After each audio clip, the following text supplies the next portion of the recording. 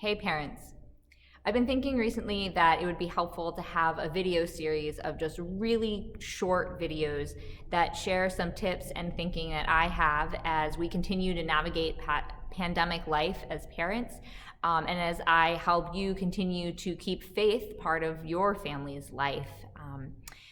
And one resource that I love to follow is a newsletter. It's a Substack. Everyone's got one these days, right? But it's a newsletter from a children's minister named Tracy Smith. That's Tracy with an I. And she does some Q&As with her newsletter. And one of them recently was, how do I get my kids involved in online worship? And she had a few thoughts on this that I'll be sharing later. But her first response was don't. And boy, did that speak grace into my life. She said, kids, especially if you have older children, kids are already spending so much time on their screens and they're going to virtual school.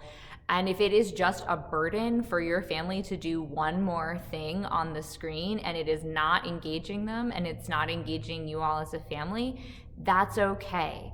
There are other ways to worship and there are other ways to teach the faith to your children than through a screen. So if you need to hear that word of grace, that live streaming worship is just not something that you can gather your children around, hear it. I get it. With my own 3-year-old, we do so little screen time that it absolutely doesn't make sense to show her even what mom does on Sunday morning. So we find other ways to talk about Jesus, to pray together and reading Bible stories together during our week.